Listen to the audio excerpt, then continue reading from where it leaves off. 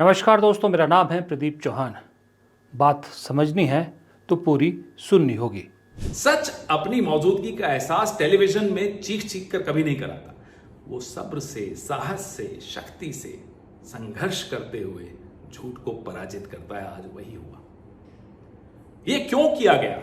सत्ता में आने के लिए किया। सत्ता में आने के लिए आपने एक बहुत काबिल प्रधानमंत्री डॉक्टर मनमोहन सिंह को बदनाम किया, एक बहुत काबिल मुख्यमंत्री शीला दीक्षित जी को बदनाम किया, एक ऐसे परिवार को जिसने अपना सब कुछ न्यौछावर किया हो देश पर, उसको बदनाम किया। लेकिन प्रोपेगेंडा मिट जाता है, ईमानदारी और सच शाश्वत रहते हैं। ये देश षड्यंत्रों और झूठ की नींव पर बनी हुई सरकारों को अब ललकार रहा है, सवाल पूछ रहा है कि आपने ये क्यों किया। इस देश के 10 साल तो व्यर्थ हुए, दिल्ली के 10 साल बर्बाद हुए, लेकिन इस देश को और दिल्ली को कितने साल पीछे कर दिया इस तरह के षड्यंत्रों ने। आज ये देश समझना चाहता है। तभी हमारा एक भारत में जब भारत का नाम लिया जाता है विश्व में, तो सत्यमेव जयते जरूर कहा जाता है। आज उस सच की जीत हुई है। लेकिन प्रधानमंत्री को माफी मांगनी चाहिए, ना केवल डॉक्टर मनमोहन सिंह जी के परिवार से, कांग्रेस से, हम सब से। अरविंद केजरीवाल को माफी मांगनी चाहिए, ना केवल शीला जी के परिवार से, हम सब से मांगनी चाहिए। और इस दिल्ली की जनता से माफी मांगनी चाहिए। प्रधानमंत्री को देश की जनता से माफी मांगनी चाहिए कि हां, मैंने झूठ बोला। इनको कहना चाहिए। नहीं तो ये देश की जनता और दिल्ली की जनता इन दोनों को माफ नहीं करेगी। जय हिंद, सत्यमेव जयते।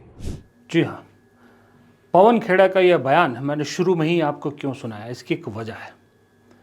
दरअसल आज के दिन कांग्रेस का जो पूरा राजनीति का लाइन ऑफ अटैक होना चाहिए था, ये होना चाहिए था जो पवन खेड़ा ने कल रात को बयान जारी किया था।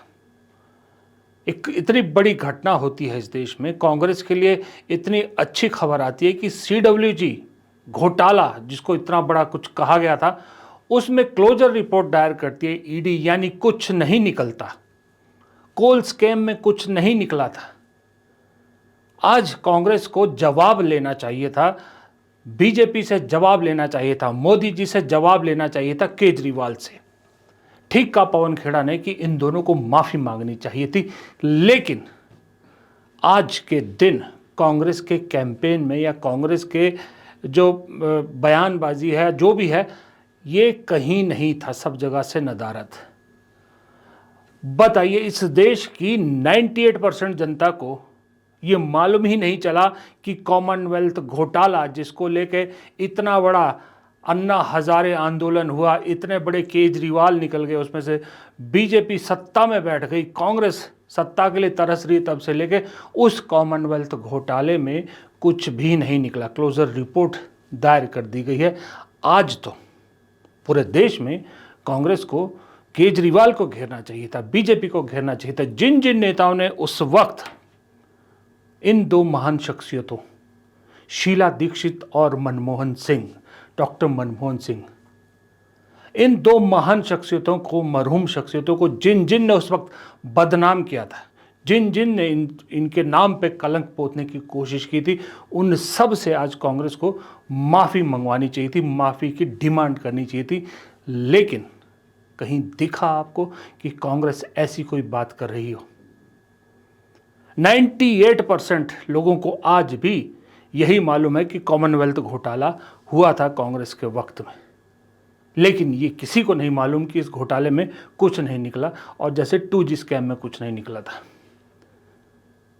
लेकिन कांग्रेस में लड़ने की, सवाल पूछने की, जवाब मांगने की, लोगों के मुद्दे उठाने की, लोगों के बीच जाने की कसम तो यूं लगता है जैसे एक ही शख्स ने खाई है।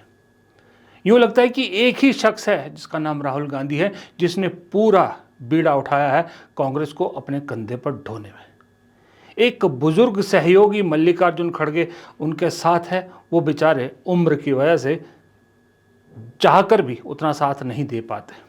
जैसे मैंने कल के वीडियो में भी शायद कहा था कि एक बहन के सहारे राहुल गांधी कहां तक इस कांग्रेस का बोझ ढोएंगे। इस कांग्रेस का बोझ मैं इसलिए कह रहा हूं कि दरअसल ये जो मैंने नाम दिया ना कि एक लड़ाका सिपाही और खोखली फौज, राहुल गांधी की पूरी फौज खोखली है, खोखलों के सरदार भरे पड़े हैं। खोखले, स्लीपर सेल, मठाधीश, शादी के घोड़े, लंगड़े घोड़े, क्या क्या नहीं है। हर वैरायटी के लोग राहुल गांधी की फौज में हैं और राहुल गांधी अकेला सबसे आगे तलवार लेके लड़ने को तैयार है। राजा हो या सेनापति हो, वो उतना ही शक्तिशाली है जितनी शक्तिशाली उसकी सेना है। टीम का खिलाड़ी या जो टीम गेम होती है, उसका कप्तान उतना ही कामयाब होता है जितनी उसकी टीम सशक्त होती है।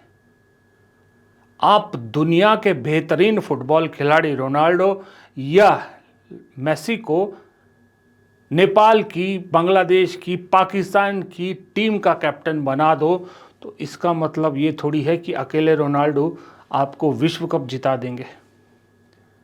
भारत का नाम मैंने इसलिए नहीं लिया क्योंकि भारत की टीम की रैंकिंग फिर भी ठीक है, इनसे बेहतर है। रोनाल्डो और मेसी इसलिए इतने बड़े नाम हैं कि उनकी टीम भी वैसी है, उनको सपोर्ट करती है। राहुल गांधी एक ऐसी टीम को मुझे लगता है लीड कर रहे हैं जिस टीम को खेलना तो दुश्मन के खिलाफ होता है, लेकिन अक्सर अपनी ही डी में जाकर खुद को गोल कर देते हैं, अपना ही गोल सेल्फ गोल कर जाते हैं और सामने जो बीजेपी नाम की टीम है उसको जिता देते हैं। इसीलिए मैंने कहा बीजेपी की मौज ही मौज, कुछ करने की ज़रूरत नहीं है। 3-4 दिन से परेशान बीजेपी, 5-6 दिन से परेशान की पुलवामा पे क्या तो जवाब दे, कैसे तो कैश ऑन करे, वजह नहीं मिल रही थी। ऊपर से कल CWG कॉमनवेल्थ गेम्स घोटाले में इतना बड़ा क्लोजर रिपोर्ट फाइल हो गई ईडी की तरफ से। बीजेपी को लग रहा होगा कि अब क्या डिफेंड करेंगे, लेकिन कोई ज़रूरत नहीं होती कांग्रेस के साथ, बीजेपी को लड़ने की कोई ज़रूरत नहीं होती। कांग्रेस अपने आप पूरा मसाला देती है और आलम यह है कि कांग्रेस जैसी राष्ट्रीय पार्टी को ये ऑर्डर निकालना पड़ता है बाकायदा कि कोई भी पहलगाम मामले पर अपने विचार नहीं रखेगा। जो पार्टी लाइन है वो वही है जो मल्लिकार्जुन खड़गे और राहुल गांधी ने कही है। कोई नेता इस मामले पर कोई बयान नहीं देगा। एक राष्ट्रीय पार्टी कांग्रेस को ये कहना पड़ रहा है, उस पार्टी को जिसका लीडर ऑफ ऑपोजिशन, जिसका राष्ट्रीय अध्यक्ष जिस दिन से ये हादसा हुआ उस दिन से लगातार कह रहे हैं कि हम सरकार के साथ हैं, सरकार इस मामले में जो भी कार्रवाई करेगी कांग्रेस पार्टी उसके साथ है। लेकिन उसके बावजूद कांग्रेस के कुछ नेता जो अपने आप को बहुत बड़े बयान बहादुर समझते हैं, मुंह की बवासीर जिनको है, टिक नहीं पाते और अपने दिल के गुबार बाहर निकाल बैठते हैं और बीजेपी को बैठे बिठाए सब मटेरियल मिल जाता है और बीजेपी को मौका मिल जाता है कांग्रेस को प्रो पाकिस्तान साबित करने के लिए। नैरेटिव की गेम है, परसेप्शन की गेम है। इसमें कांग्रेस बीजेपी से कम 10 साल पीछे है। आप उसमें उसका मुकाबला नहीं कर सकते क्योंकि उसके पास संसाधन आपसे 10 गुना ज़्यादा है, उसके बावजूद मौका देते हैं आप। और इसमें माफ़ कीजिएगा, राहुल गांधी या उनकी टीम से कोई लोग सुन रहे हैं, उन्हें भी मैं बता देता हूँ कि एक बहुत बड़ा छेद तो आपकी खुद की नाव में है, आपके घर में है, आपके जीजा जी रॉबर्ट वाड्रा, जिनका राजनीति से कोई लेना देना नहीं, जिनके बिजनेस पे जो भी आरोप लगे हों उसको लेके यूं भी गांधी परिवार को बहुत झेलना पड़ा है। उसके बावजूद कांग्रेस पार्टी झेल रही है। आप राजनीति में नहीं हैं, आप कांग्रेस पार्टी के सदस्य नहीं हैं। आए दिन रॉबर्ट वाड्रा किसी न किसी हॉट टॉपिक पर बयान देते हैं और उसी बयान को खेलने में बीजेपी कामयाब हो जाती है। और इस पुलवामा अटैक पर भी सबसे पहले रॉबर्ट वाड्रा उन नेताओं में से थे जिन्होंने मौका दे दिया बीजेपी को भुनाने के लिए। रॉबर्ट वाड्रा मतलब बीजेपी कह देती है ये गांधी परिवार के विचार हैं। रॉबर्ट वाड्रा कहते हैं कि आतंकियों ने लोगों की आईडी देखकर उन्हें मारा क्योंकि उन्हें लगता है कि भारत में मुस्लिमों को दबाया जा रहा है। जब तक देश एकजुट है और सेकुलर नहीं होगा तब तक हमारी कमजोरियों का फ़ायदा हमारे दुश्मन देश उठाते रहेंगे। ये क्या ज़रूरत है ऐसे मौके पर रॉबर्ट वाड्रा को? क्या रॉबर्ट वाड्रा पार्टी अध्यक्ष है? क्या रॉबर्ट वाड्रा CWC के सदस्य हैं? क्या रॉबर्ट वाड्रा डिसीजन मेकर हैं? नहीं। तो राहुल गांधी जी, प्रियंका गांधी जी, प्लीज़ पहले इस छेद को बंद कीजिए। और ये एक मौका नहीं है, कम से कम 10 ऐसे मौके हैं जब रॉबर्ट वाड्रा ने गलत मौके पर गलत बयान दिया है, जिसका खामियाजा कांग्रेस ने भुगता है। अब दूसरे देखिए, सिद्धारमैया, वरिष्ठतम नेताओं में से कांग्रेस के एक, इतनी बड़ी स्टेट के मुख्यमंत्री, और वो बयान देते हैं कि कड़े सुरक्षा उपाय शुरू किए जाने चाहिए, हम युद्ध छेड़ने के पक्ष में नहीं हैं। राहुल गांधी और मल्लिकार्जुन खड़गे कह रहे हैं कड़ी कार्रवाई होनी चाहिए, सरकार जो कदम उठाएगी कांग्रेस उनके साथ खड़ी है। विपक्ष के लोग, गोदी मीडिया जो है कांग्रेस की तारीफ करने पे मजबूर हो गई कि नहीं, इस बार विपक्ष पूरा पॉजिटिव रूप से सरकार का साथ दे रहा है। और सिद्धारमैया जैसे मुख्यमंत्री कहते हैं युद्ध छेड़ने की जरूरत नहीं, पाकिस्तान से युद्ध लड़ने की जरूरत नहीं है। एक है RB तिमापुर, मुझे लगता है कि वो आतंकी हमला कर रहे थे जब उन्होंने धर्म के बारे में नहीं पूछा। अगर उन्होंने पूछा भी होता तो धर्म के आधार पर मुद्दे का राजनीतिकरण करने के लिए इस तरह के बयान का इस्तेमाल करने का पागलपन नहीं होना चाहिए। गजब है तिमापुर साहब।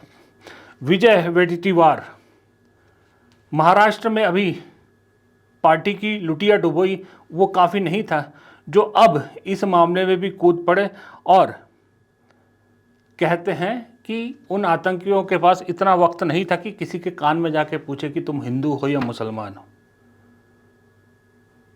मणिशंकर अय्यर, खैर इस शख्स का तो क्या ही बोलूं।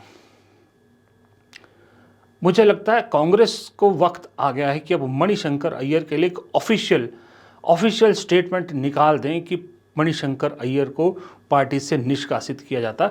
मणिशंकर अय्यर का पार्टी से कोई लेना देना नहीं है।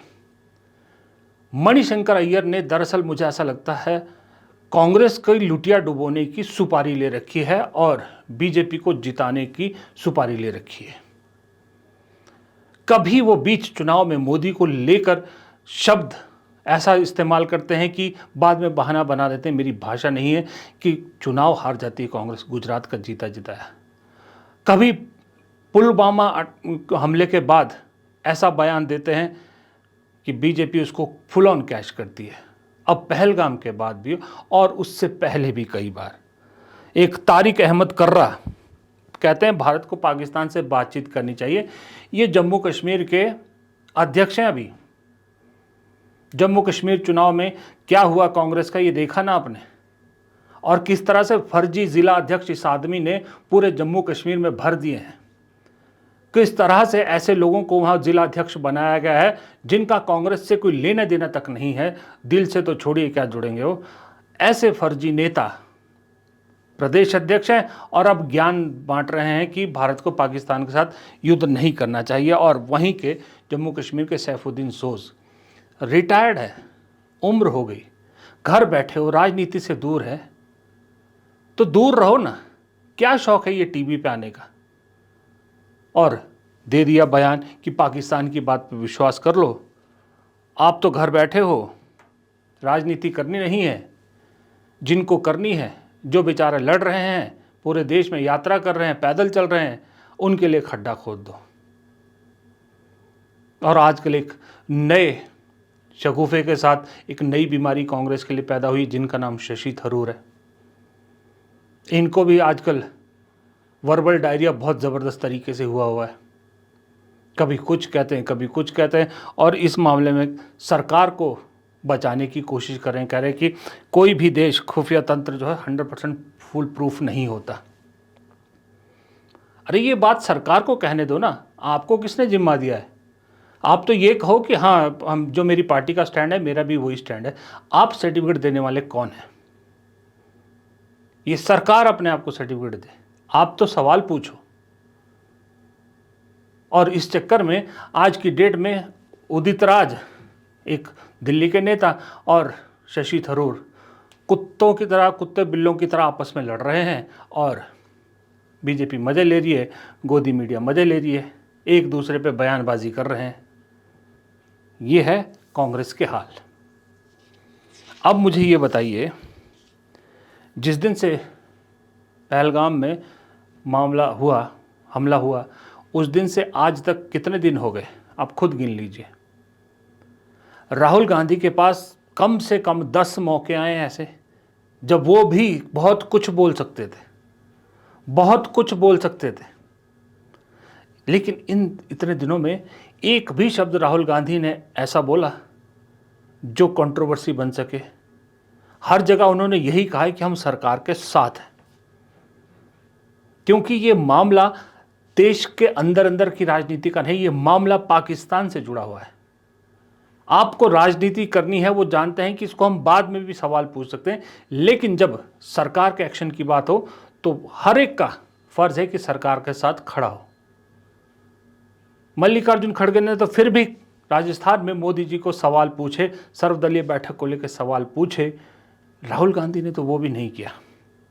वरना राहुल गांधी तो कांग्रेस में अकेला ऐसे नेता है जो मोदी, शाह, अडानी और अंबानी पर सबसे ज़्यादा तीखे प्रहार करते हैं, सबसे ज़्यादा खुल के बोलते हैं। बाकी कोई कांग्रेस नेता तो अडानी पे बोलता तक नहीं है। लेकिन इस बार सबको बोलना है जी, सबको कहना है। और ऊपर से आज सोशल मीडिया, कांग्रेस के सोशल मीडिया ने एक ऐसा पोस्ट जारी किया जिसको लेके बीजेपी ने आज सारा दिन, जो थोड़ी बहुत कॉमनवेल्थ गेम्स की डिस्कशन की एक उम्मीद भी थी, उसको कहीं पीछे छोड़ दिया, कहीं पीछे छोड़ दिया। कहीं कॉमनवेल्थ गेम्स की क्लोजर रिपोर्ट की बात ही नहीं हो रही, सिर्फ मोदी जी के पोस्टर की बात हो रही है। और जब कोई, देखिए, हाई हेडनेस कांग्रेस की जो सबसे बड़ी कमज़ोरी है, जो कांग्रेस के नेताओं का जो घमंड है, वो किस कदर होता है। सुरेंद्र राजपूत जी, अगर आप वीडियो देख रहे हैं, मैं आपको कह रहा हूं, कोई अगर कांग्रेस से सवाल पूछे तो ज़रूरी नहीं है कि वो आपका बाप बनने की कोशिश कर रहा हो। आप अपनी भाषा को ज़रा देखिए, इसीलिए लोग छूटते जा रहे हैं।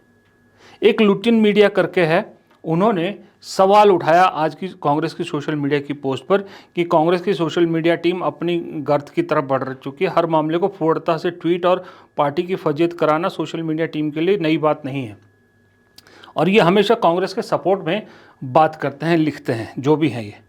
और इसको टैग करते हुए सुरेंद्र राजपूत क्या लिखते हैं, देखिए।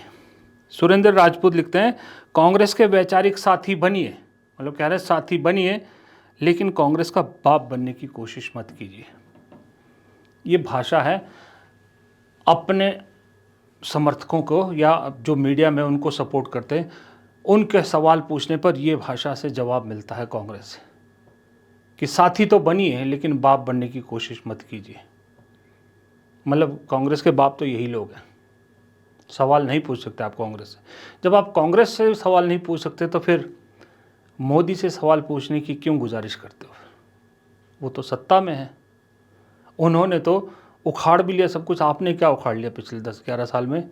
एक शख्स है जिसके पीछे पीछे आप सब लोग चल रहे हो, जिसकी परछाई में सब पलने की कोशिश कर रहे हो। उसे, उस बरगद के पेड़ के नीचे सब अपनी अपनी राजनीतिक रोटियां सेक रहे हैं। वरना कांग्रेस के किस नेता ने क्या उखाड़ लिया, मुझे बता दो। अपने अपने राज्यों तक सीमित हो, अपनी अपनी राजनीति तक सीमित हो। कोई असम की राजनीति में, कोई राजस्थान की राजनीति में, कोई छत्तीसगढ़ की राजनीति में, कोई पंजाब की राजनीति में। देशव्यापी राजनीति कांग्रेस में कौन कर रहा है? सिर्फ और सिर्फ एक शख्स। और उस शख्स के लिए हर कदम पर जब अपनी ही पार्टी के लोग खड्डा खोद के रखेंगे, गड्ढा खोद के रखेंगे, तो वो कहाँ तक इस बोझ को ले जाता रहेगा। कहीं तो किसी खड्डे में उसका भी पैर फंसेगा, वो भी गिरेगा। तब उसकी छाव में पलने वाले इन सब चटरपुंजुओं का क्या होगा, ज़रा सोचिए। नमस्कार।